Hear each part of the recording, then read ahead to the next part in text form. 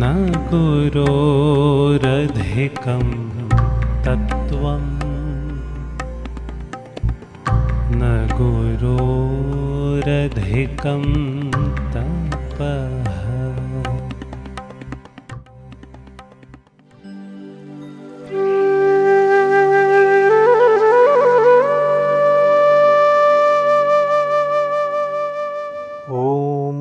अमृतेश्वर्यै नमः। ॐ अमृतेश्वर्यै नमः। ॐ अमृतेश्वर्यै नमः। परित्राणाय साधूनां विनाशाय च दुष्कृतां धर्मसंस्थापनार्थाय संभवामि युगे युगे। Om Namah Shivaya. Today I will continue on some of the thoughts expressed in the previous episode on the topic of Varnashrama Dharma. To begin with, I would like to give just a few summary points to set the stage, to set the context, and then we can continue building upon it, so that we can attain a deeper reflection on the topic. Regarding the topic, as I mentioned last time, there are three parts or words to it: Varna, Ashrama, Dharma. The first one, as I mentioned, we can preferably look at it as Varnyam instead of Varnam. And the idea is that when we say Varnam, that many common interpretations refer to it as color. Rather, if we look at it as Varnyam, then we can take a broader interpretation as belonging to something. And that, in my understanding, aligns better with the whole concept. I feel it is able to explain, and all the pieces fit together better when we look at it as Varnyam rather than just Varnam. However, I will qualify it later in terms of what if it has to be interpreted as Varnam. How do we do that? I will also share some thoughts on that. The second part is ashrama, the stage or phase in life, and we will elaborate on that. And the third part is dharma. So, the dharma is the code of conduct which helps us to align with Rita, the cosmic order. So, now we bring all these together, Varnashrama Dharma. We look at it in the practical aspects as well, and how all this is tied to Vyasa Vishala Buddhi. Vyasa, the master or teacher of vast intellect, Vishala Buddhi. Last time I also shared about his qualifications, which therefore leads us to accept his writings, his thoughts with complete faith, with complete conviction and credibility. When we start from that foundation, it leads us to a deeper and better, more nuanced understanding of any of the scriptures. And today, especially in terms of understanding Varna Ashrama Dharma, I also want to add a few repetitions from last time. One, that when we look at the four yugas, Satya or Krita Yuga, the first, Treta Yuga, Dwapara Yuga and Kali Yuga. In Satya Yuga or Krita Yuga as it also is called, there was only one Varnyam. So, rather we can say there was no classification, everybody belonged to the same group, which is based on the fact that they were all identified with their true nature. You can say they were all self-realized from the moment of birth, and therefore there was no need for any kind of classification. Another interesting aspect is that in Satya Yuga, there was no classification of the Vedas, that came later. In Treta Yuga, towards the end, Vedavyasa is said to have classified, and then initially into 3 and later into 4.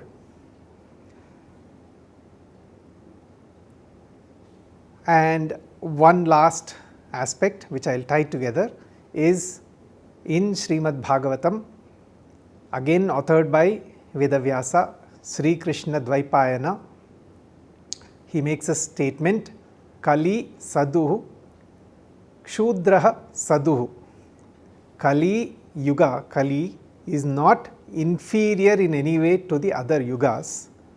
Shudra as a Varnyam is not inferior to any of the other Varnas.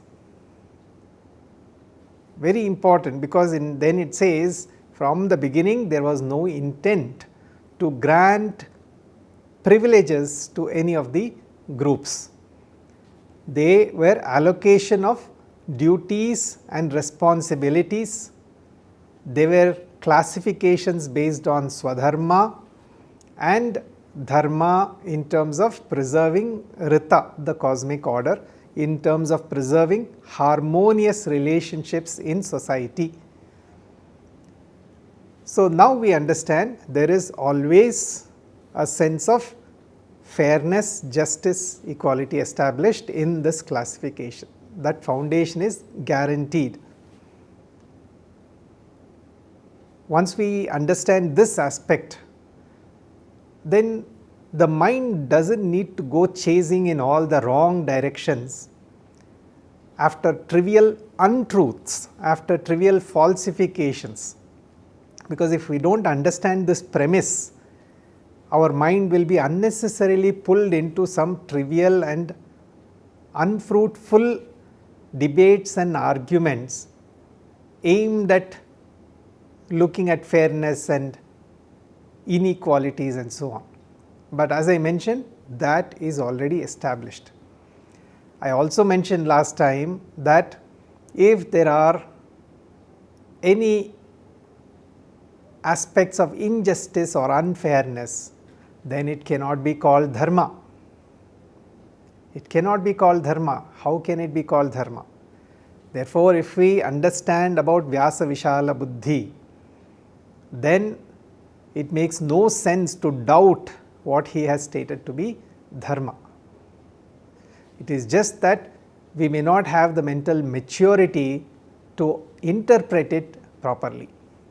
And then we now come to a very important aspect, which is if we don't have the mental maturity to interpret it the right way, what do we do? What is our path forward? The answer is Amrita Dharma. When we have a Mahatma like Amma, a self-realized master, an enlightened being, they are the best to interpret the Dharma for any time, context and geographical location. Because they are every moment of their life, of their incarnation on earth, they are completely aligned with Dharma, with Rita. So they can interpret the best way possible. So Amrita Dharma says we have this gap of what Vyasa has given and what we understand. there is a gap. How to fulfill that gap? Amrita Dharma. That means by Sannidhyam with a master, they can provide us that bridging of the gap in our understanding. So then all kinds of questions that may come up can be answered by Sannidhyam of a master. So we take refuge with such a master whenever we have any kind of question in interpretation of Dharma, whether it is Varnashrama Dharma or any other Dharma. Now there are certainly debates in terms of how do you know what is applicable in which yuga. So for example, there are some scholars who say that Manusmriti is for Satya Yuga, and not even for Satya Yuga, because there of course everybody was already in alignment, but Treta Yuga, and not applicable for the later yugas. And so we have to look at what is applicable today, because there is a distinction between Shruti and Smriti. And so we have to look at, if it is Smriti, is it applicable to this time, to this age, to this yuga? So those questions are there, and so we need to have a more nuanced, deeper understanding, which is where the presence of a master will greatly help us. But let us at least have that in mind before we blindly or rigidly fasten our thoughts to a particular direction or dimension. Okay, so that is one aspect. Now let us go back to this connection, Varna, Ashrama, Dharma. Last time I spoke about the 4 Varnas, Brahmana, Kshatriya, Vaishya and Shudra. Now we have to make that connection with the Ashrama part. What is the Ashrama part? The stages in life which roughly are classified as 25 years phases in our lives, from birth to 25 years old, from 25 to 50 years old, from 50 to 75 years old, and then 75 years and above. So birth to 25 years old, Brahmacharyam, then 25 to 50 years old, Grihastha, 50 to 75 years old, Vanaprastha, above 75 years old, Sannyasa. It is important to understand this part, the ashramas, because then when we see the connection between the ashrama part and the varna part, one very important aspect comes out, which will again support the idea of that equality or the fairness aspect of the varnas. Okay. So let us see how we come to that kind of a inference or conclusion. What is the idea with these ashramas? For learning anything, it is well understood that we have to prepare ourselves physically, mentally, emotionally, in every which way. Suppose we are training to be gymnasts. Certainly so much training is needed, and not just from 18 years old. Have you heard of anybody who started gymnastics and became an expert at, they started at 18 years old? Have you ever heard of anyone doing that and then becoming an expert? It doesn't happen. Why? Because the body has to be trained right from a very, very young age. The limbs have to be supple and flexible. They cannot be rigid. Muscular strength has to be tremendous. That combination has to be there.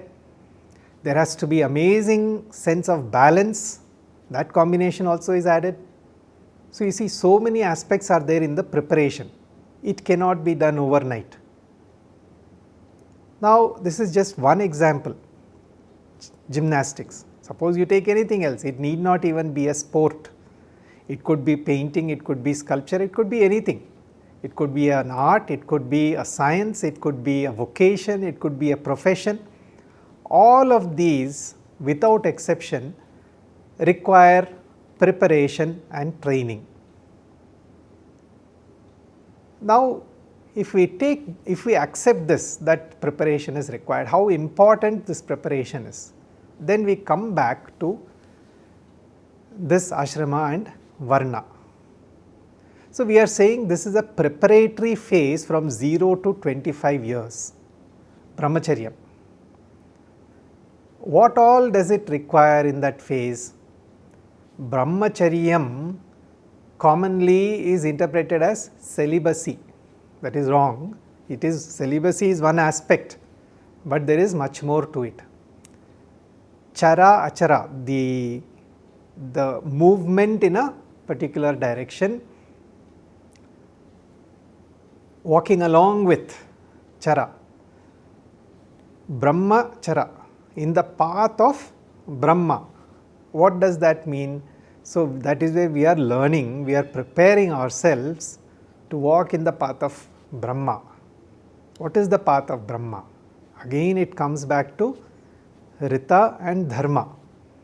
When we say walking in the path of Brahma, it means how do I prepare myself to always think, speak and act in alignment with Dharma and Rita. That is brahmacharya. Now, if we interpret it in that way, the next question will be, what is the big deal about that? Why should we do it first of all? And how much time does it require? Does it really require such a long time? And does it have to be done in a particular way? This preparation, does it have to be done in a particular way? So, for example, today in our education we say somebody can stay at home and go to college and attend classes during the day and come back home. But others, they stay in the hostels, right? Both types are there. Now, are there different modes like this? Or in the old days, people never went to a campus to attend classes, but when they studied on their own and felt ready to take the university exam, they would go to a center and write the exam and then get a degree. Right? That is another way. So, there are different approaches. So, like that, are there certain approaches when it comes to preparation? Now, how long does it take for this preparation? That is another question. So, this is where our wise ancient forefathers, the great rishis, they have identified this kind of a pattern. 25 years for this preparation. Now, during this 25 years, the individual is not required to earn any salary, they are not required to work for employment. Their focus is preparation. Now, when I say preparation, naturally it involves learning, it involves sadhana, abhyasa, the effort, disciplined effort, faithful disciplined effort is needed. That is their focus. And now comes the question, why 25 years? Now, it could be less, it could be more. Certainly, I do not think there is an argument about that. But the idea is to have enough time. Naturally, there may be variations from one person to the other. Even if you look at, let us say, a music class and many students are there,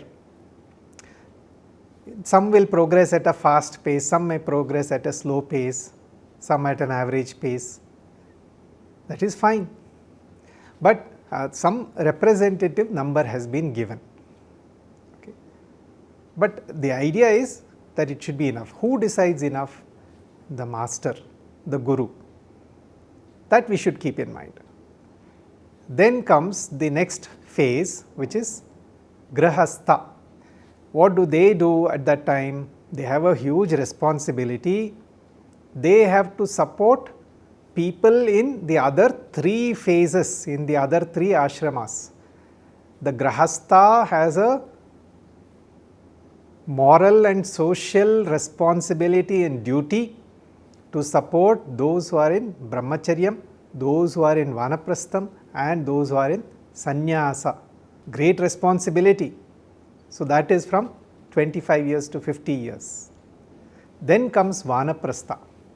Here again there are some variations of thought that in Kali Yuga this Vanaprastha may not be there, where you are retired and you are kind of focusing with or without the spouse, focusing on the sadhana, you are detaching yourself, you are in the process of detaching yourself and applying yourself to sadhana, to spiritual practices, to self-realization.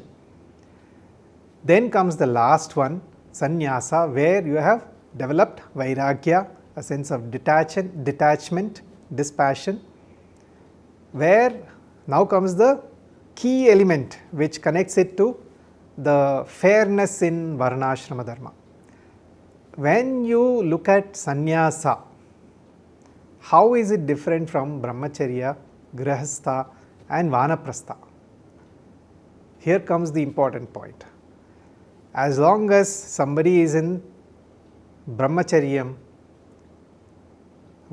grihastha, vanaprastha, ashramas, those 3 phases, the varnas still apply. The interactions that they have with others, when a brahmachari in a particular varna interacts with a brahmachari in another varna, when a grihastha in one varna interacts with somebody from another varna, those classifications exist because they have social responsibilities in interacting with each other. But when a person gets to the ashrama of sannyasa, there is no bhedam. As far as a sannyasi is concerned, everybody is the same. There is no more any varnyam, there is no jati, nothing.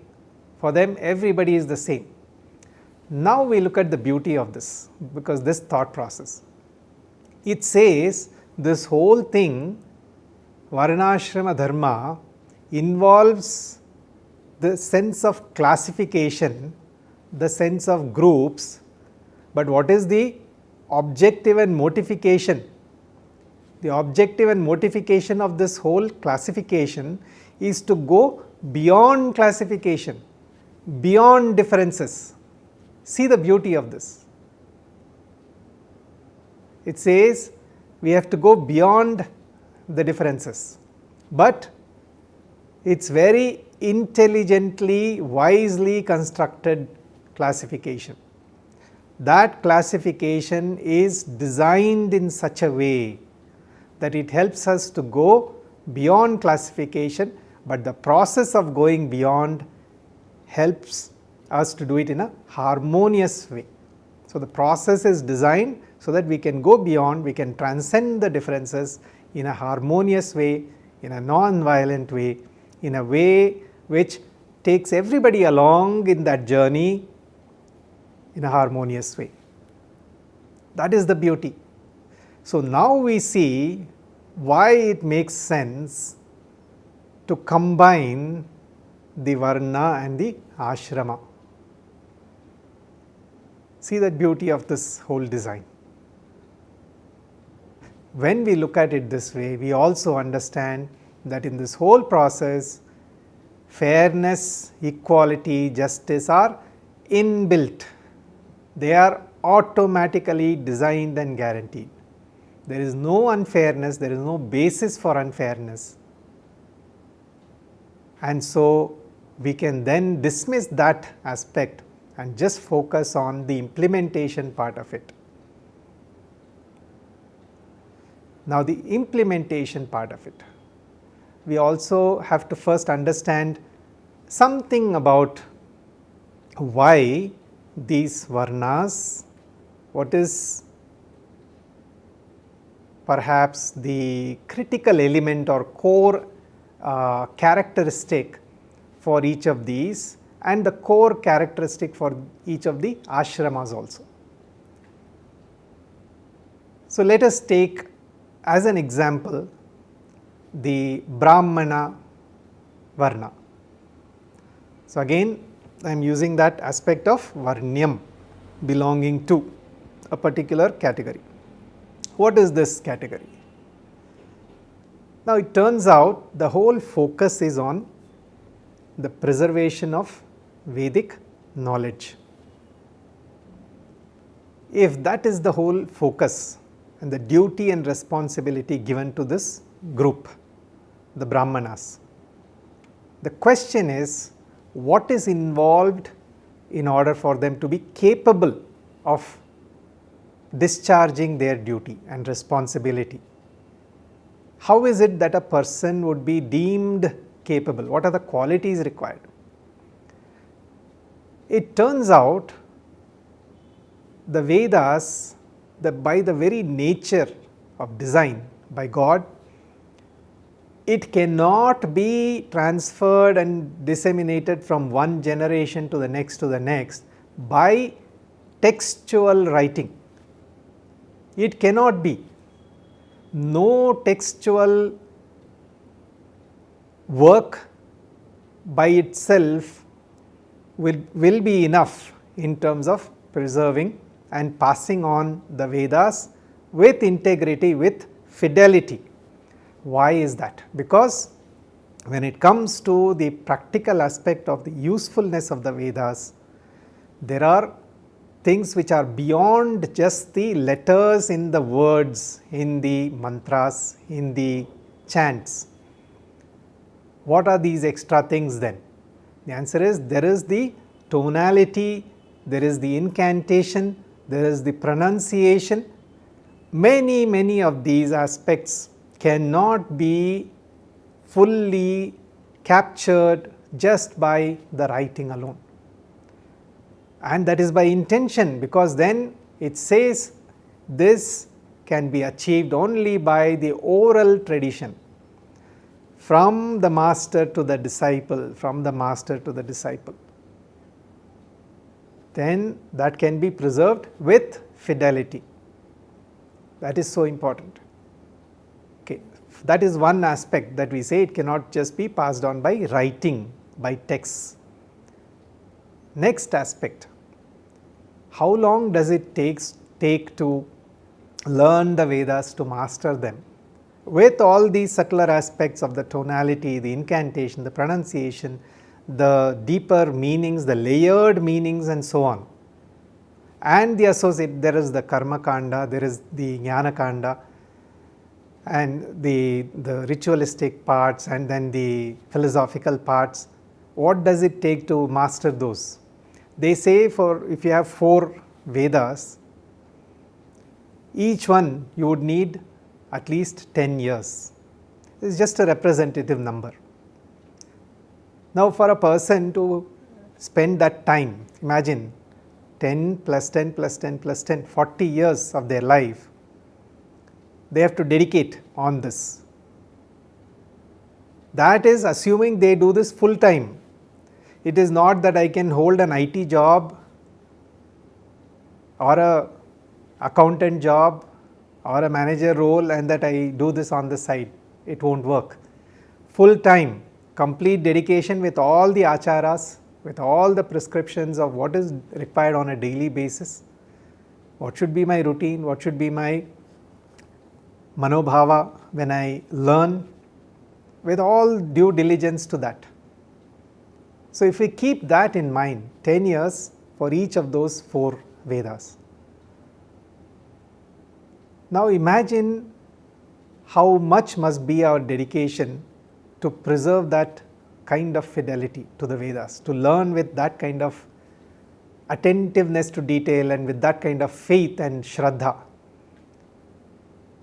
Now that is one aspect. Suppose I am ready by God's grace, suppose I actually have that capacity, if God has given me that capacity to do that, what else is needed? Because even if I have that, something else, if it's missing, it can prevent me from realizing my aspiration there to learn. What is that? I must have, by God's grace, a master who is well versed in the Vedas.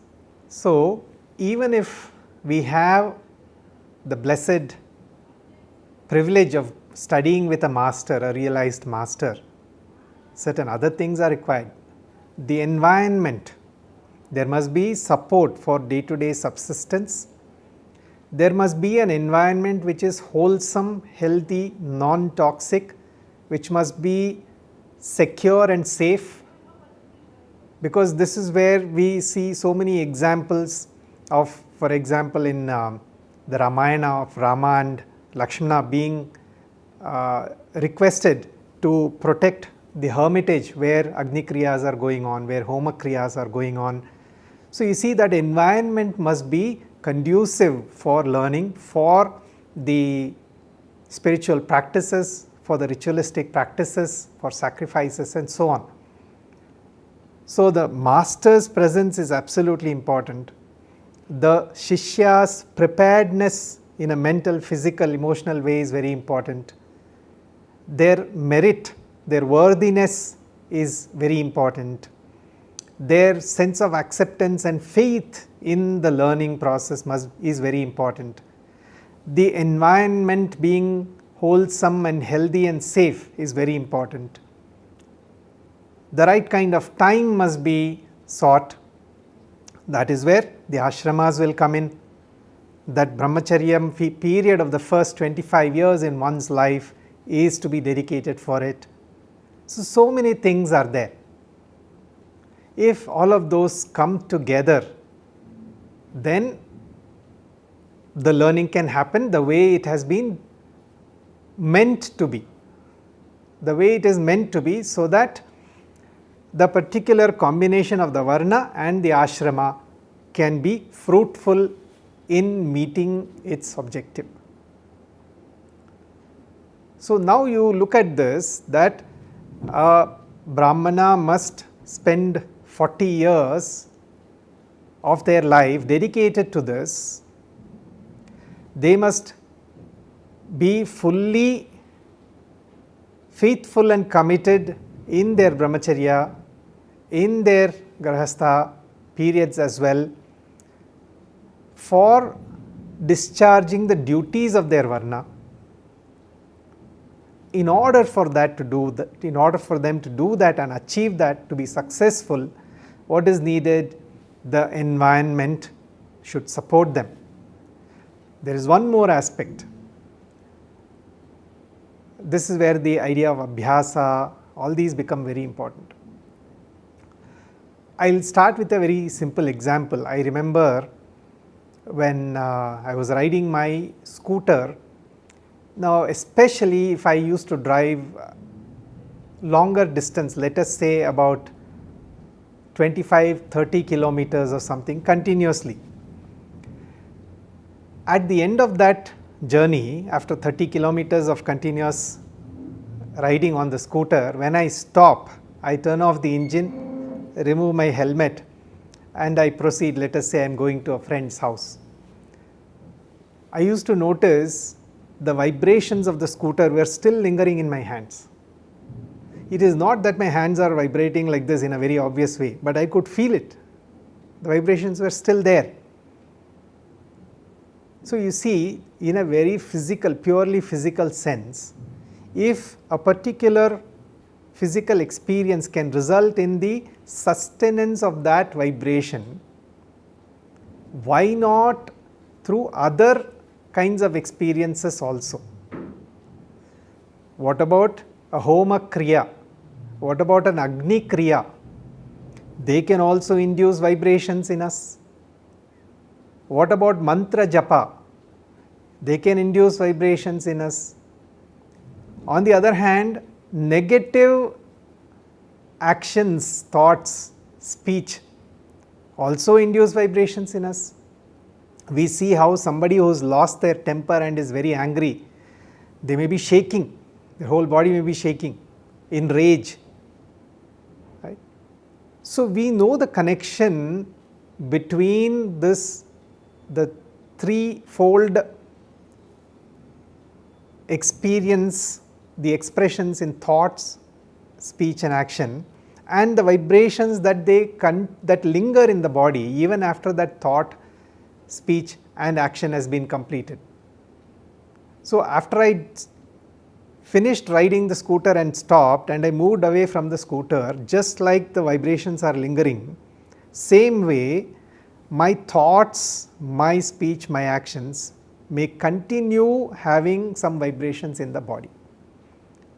Now we come to another aspect which Western science has not yet advanced enough to recognize, and that is, now I have touched upon only one aspect of the body, but as per our Shastras, which are also science, not mythology, not just philosophy but science, our Shastras, they speak of 5 sheaths, 5 different types of bodies. So if we look at it like that, how can we dismiss the effect of our thoughts, speech and action on each of these 5 bodies? So Annamaya Kosha, the gross, the outermost, Pranamaya Kosha, the energy level body, Manomaya Kosha, the mind space, the mental space of thoughts, the Vijnanamaya Kosha, Anandamaya Kosha. Out of these 5, it is said the first 3 will die when we die, when the prana leaves the body. There is a death of the first 3, but the last 2 continue to be remaining and get transferred, the Vijnanamaya Kosha and the Anandamaya Kosha, because they will preserve the sense of the ego and the vasanas, the latent tendencies, which then get transferred to the next birth and so on. Now if we take this premise, imagine the possibilities now of all that we think, say and do on these 5 layers, these 5 bodies. Imagine the potential now for the effect on that. What do we know about that? We live in complete ignorance of it. But God has been kind enough to give us glimpses of it. When we have the faith, God gives us glimpses of it. I can speak about it from my experience, little experience, that there are a few places in the world, and I will also mention one other aspect. There are a few places in the world where when we step foot in there, we immediately know there is something different. So one such place is the hall where Bhagavan Sri Ramana Maharshi spent a substantial portion of his human existence, from where he used to give darshan, receive visitors, where he used to recline. The very first time that I went there and went into the room, it just felt like something entirely different from anything that I had experienced in my life. Entirely different. The vibrations there speak in a way that no language can capture. I experienced something very similar in the study room of Paramahamsa Yogananda in an ashram in the US. It's a place near San Diego called Encinitas. In that ashram, where he spent many years doing all his writings towards the end of his life. Again, a very, very special experience. How do you explain that? How is it that this identity is able to perceive that and respond to it? It is something different. So it says in that room, long after the Mahatma has left, those vibrations are staying. Long years after. Paramahamsa Yogananda, I think, he passed away around 1951 maybe. So now it is 70 plus years. The vibrations are there. Bhagavan Ramana Maharshi, around the same time, maybe 1950, that he had left his body. Again 70 plus years. How do we explain that? So this is where let us recognize that vibrations can affect different layers of our existence, the different bodies, different koshas. Now if we accept this point and then we connect it back to the Brahmana and the Brahmacharya ashrama, Brahmana Varna, Brahmacharya ashrama. I am just taking one as an example. They need to be in the preparation phase. The atmosphere needs to be conducive. So you imagine if the atmosphere is mixed up, loud music, non-sanitary conditions, unhygienic conditions, mix up in terms of cooking, cleaning, worldly studies, everything, Agni Kriyas all taking place in the same place, same location. Will there be any purity? What will be the nature of the vibrations? Will it be conducive to this preparatory phase? The answer is no. That is why we use that logic that in a surgical theatre, in the operating room, you need the most sanitary, the cleanest conditions possible to prevent infection. When surgery is being performed, there is great risk of infection. Same way here, you need sanitation not just in terms of the external dirt, but in terms of the vibrations. And that is what is being captured in the Varnashrama Dharmas. There is a logic there, there is a science behind it. So if we maintain the sanctity of these conditions, then the true purpose of Varnashrama Dharma will be realized, which is we live in abidance with Varnashrama Dharma so that we go beyond the classifications, beyond all differences, and that happens when we reach the sannyasa stage. There is true vairagya, true renunciation, true detachment, and then we are just ripe and mature for God's grace at the right time for moksha. This is the foundation that our amazingly wise forefathers, the great rishis, have evolved and transferred to us with that such a beautiful design that they have passed it on from generation to generation. It is up to us to delve deep into that. In fact, I remember a statement from the father of our nation, Mahatma Gandhi ji, where he said, let me make sure that I repeat it exactly. He said, Varnashrama is, in my opinion, inherent in human nature, and Sanatana Dharma has simply reduced it to a science. I will repeat it. Varnashrama is, in my opinion, inherent in human nature. It is not a creation by man, inherent in human nature, and Hinduism has merely simply reduced it to a science. So beautiful it is. If we are able to see the truth behind this and understand this, there will be no more arguments.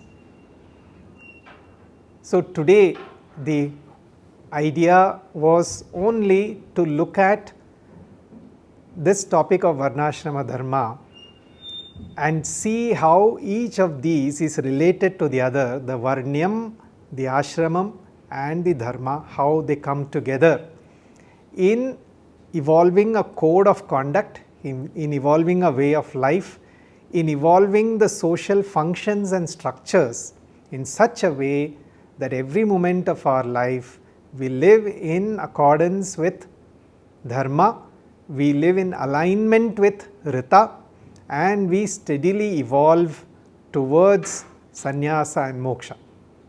Now the sannyasa is not necessarily that of wearing an ochre robe, it is about the manobhava. That much is made clear in the Varnashrama Dharma explanations and bhashyas. So when we look at it this way, the whole science becomes evident and we lose unnecessary resistance to these concepts. With that said, I offer these words humbly at our most beloved Amma's lotus feet. Om Lokaah Samastaah Sukhino Bhavantu. Lokaah Samastaah Sukhino Bhavantu. Lokaah Samastaah Sukhino Bhavantu. Om Shanti Shanti Shanti. Om Shri Gurubhyo Namaha. Harihi Om. Om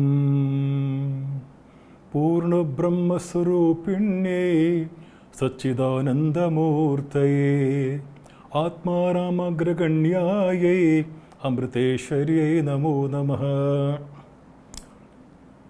My infinite prostrations at the lotus feet of my Sadguru, Sri Mata Amritanandamayi Devi, Universal Teacher, Universal Mother. My humble pranams to all of my beloved children watching this program.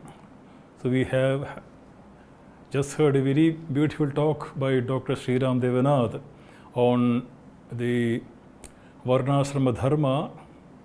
I will also continue the same topic, 2 or 3 points, and then I will conclude. So the first point I want to stress is there is a question which is superior, which is better. Is it grihasthasrama or sannyasa? This happens because when in the olden days, when acharyas from outside used to come here and take classes on Upanishads, Vedanta, they will stress on sannyasa. And then when acharyas on Ramayana and Mahabharata come and take class, they will stress on grihasthasrama. So there is a confusion that which is better, sannyasa or grihasthasrama. There is no such confusion. It's in the right order.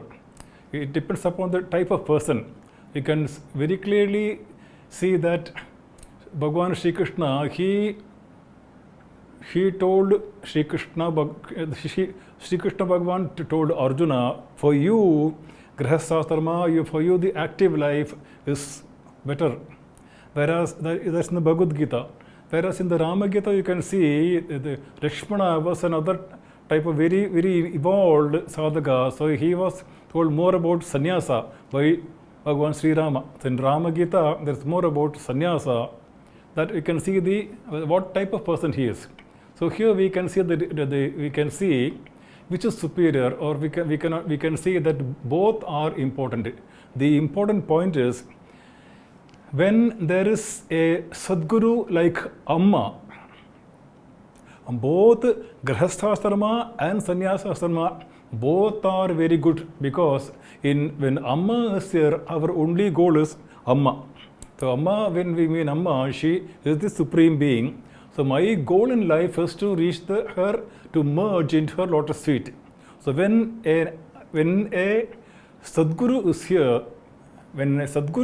is here, both grihasthasrama and sannyasasrama are equal. They are both are very good, because whether you are grihasthasrami or whether I am a sannyasi, the Sadguru will take both of us to our goal of life. That is important. Whereas in the absence of a Sadguru like Amma, what happens is that both can lead us to different goals. Because the sannyasi, he may think more about name and fame and increasing the sasram, increase number of disciples, etc. Grihasthasrami also, he may think more about money. He may lose sight of his goal. And therefore, when an ideal Sadguru like Amma is here, whether you are a grihasthasrami and I am a sannyasi, both of us are very safe. Amma will take us both to our goal. Whereas when in the absence of a Sadguru like Amma, both of us may lose our goal. This is this thing. Now, I will tell you a very beautiful story which was related by Swami Vivekananda. He said, a king asked his guru, which is better, which is the grihasthasrama or sannyasasrama. So the Guru said, come with me, let us go to a palace. So they went to the palace, and there the Swayamvara was taking place. We know what a Swayamvara is. In the olden days, the princess was allowed to choose her own husband. So many kings will be invited. They will be sitting there. She will go one by one. She will be introduced to the king, and she will choose the person the king whom she likes. That we know Swayamvara, we know very well. So in this state, it happened was the princess was taken from king to king and introduced. So she ignored all the kings, and finally, at the entrance of the palace, a young Tejasvi sannyasi was sitting. So she went up the sannyasi and she garlanded the sannyasi.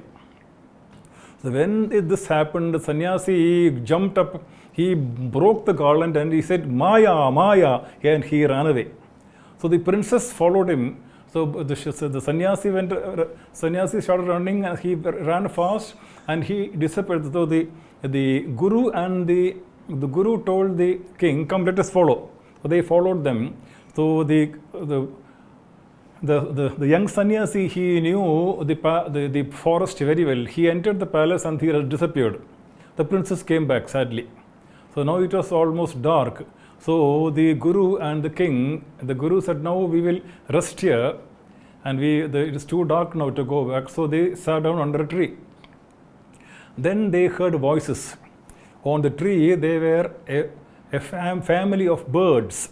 So they could understand the language of the birds. So the father bird said, today we have guests. So we have to take care of them, we have to feed them also. So both the father bird and the mother bird, they flew and they started collecting twigs, and then they put the twigs together, and they lit a fire also. So the Guru and the king, they became very warm. Then the father bird said, now we have to feed them. Therefore, we have no other means of bringing food. Therefore, I will offer myself into the fire. So let them eat me. And saying that, the father bird, he entered the fire. Then the mother bird thought, no, there are two grown-up individuals. So one bird will not suffice. He cannot satisfy their hunger. Therefore, it is my duty to support my husband in his dharma. Therefore, I will also offer myself. And then she also jumped into the fire, and both of them, they gave up their lives so that their meat can be eaten by the guests. Then the children also said, now we also still, the two of them may not suffice. So therefore, the children also, 3 children also, one by one, they entered the fire and gave up their lives so that the sannyasi and the king could eat food, roasted meat of the birds. This is just an example. So the Guru told the king, if you are a sannyasi, you should be like that sannyasi. He gave up even a kingdom. A kingdom was offered to him, and a very beautiful princess was offered to him. He threw away. He just ignored the beautiful princess and the palace, and he went away. That kind of vairagyam, that kind of dispassion you should have. If you are a sannyasi, you should be like that sannyasi. And if you are a grahasthasrami, then you should be like this family who they have also had great vairagyam, dispassion, and sense of dharma. They said it is our duty to feed our guests. They went to such an extent to see that their guests are not hungry. Therefore, if you are a grahasthasrami, you should be like these birds family. If you are a sannyasi, you should be like this sannyasi, who both of them had great vairagyam, infinite vairagyam. And that is what our Amma can give for you, even for sannyasi like me and grahasthasrami like you. Both of us, gradually she will give us sannyasa, give us dispassion to the world, and therefore we can focus on Amma's pada, and we can emerge in that. So now I will just continue with a very beautiful set of mantras, it comes at the end of the Ishavasya Upanishad. Therefore, this is the about 5 mantras are there. These mantras are the prayer of a person who's about to depart from this world. He's about to depart from the world, and when he's about to depart, he chants these mantras and he gives up his body. So if you remember, those who have studied Shakespeare's 7 stages of man, Shakespeare says, all the world is a stage and all the men mere the actors.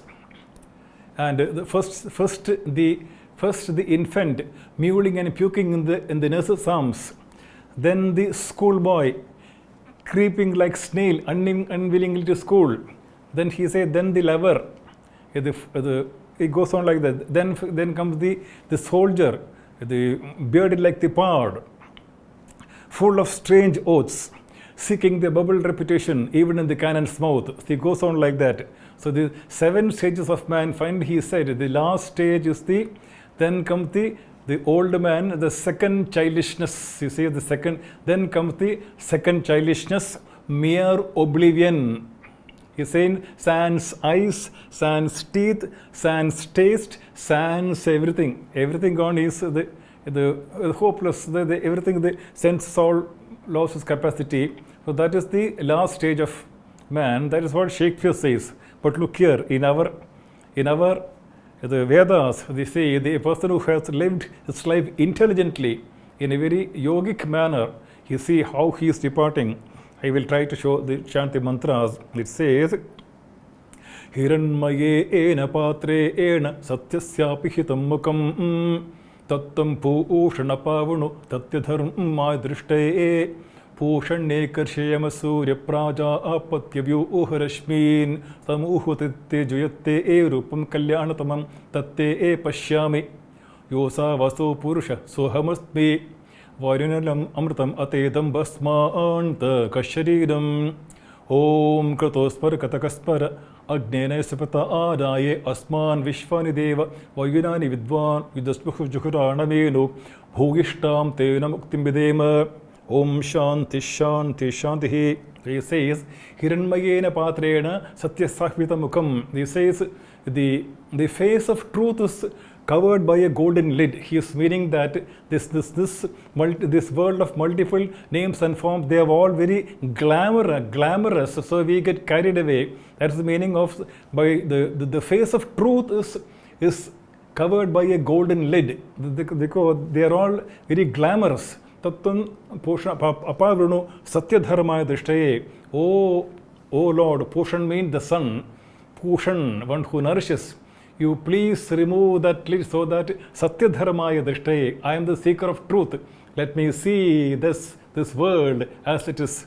Then it says, Pushan ekarshe surya prajapatya vyuharashmin samuha tejo yatte rupam kalyanatam tasya pashyami.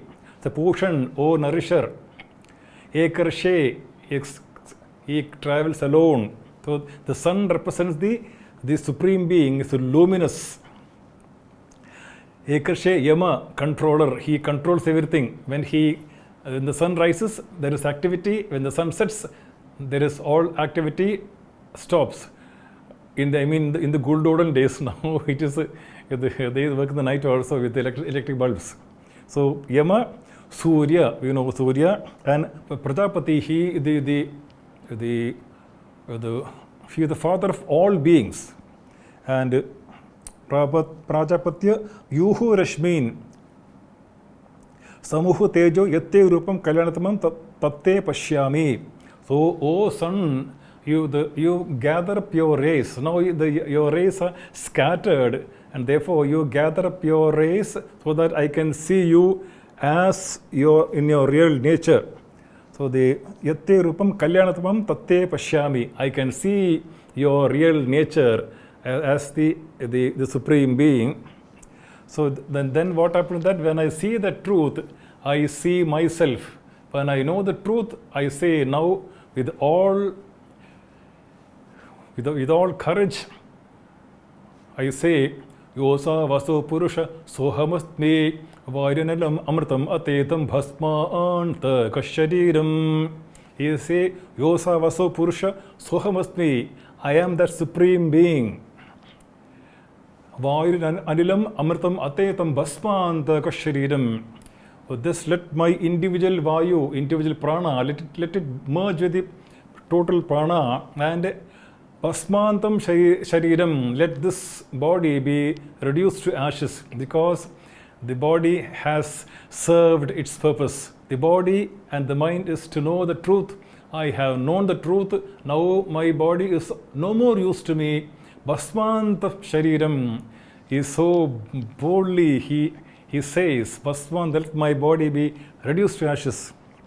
So you say, Om, then we say, when we are about to depart, we are aware of what we are aware of, that stage we will reach. Om kritospara katakaspara Agneran Snasapata Arage Asman Vishwani Deva Vayunani Vidwan Yudatuh Juhuradameno Bhugishtam Te Namuktim Bidema. He says, the Om Kritospara Kartakaspara, O mind, remember all the good deeds that you have done, and then we can go to that higher state. So Kritospara Kartakaspara Agne Naya Sapataraye Asman Vishwani Deva Vayunani Vidwan. O Agni. Agni again represents that light. Agne Naya Sapataraye. O Agni, O Supreme Being, O light, show me that real path which goes to that Supreme Being, reach the Supreme Being. Agne Naya Sapataraye Asman Vishwani Deva Vayunani Vidwan. Juhuranamenu Bhuishtam Te Namuktim Bedema. Let I forget all the wicked thoughts, all the bad thoughts. Let me focus only on the good thoughts, and let me Bhuishtam Te Namuktim Bedema. Once again I bow down to you. This is the prayer of a person who is about to depart from the world. That is the real sannyasa. He has become so fearless that he says, let this body, I have no more use of this body. This is the advantage of the presence of Sadguru like Amma. So let us bow down to Amma to give us this kind of mental purity and strength and spiritual knowledge and courage and fearlessness and clear vision, so that we ultimately merge into Amma's lotus feet. Om Amritageetananda. Om Loka Samastha Sukhano Bhavantu. Om Shanti Shanti Shanti. Sri Guru Bhyo Namaha. Hari Om. Na guroradhikam tattvam, na guroradhikam tapa.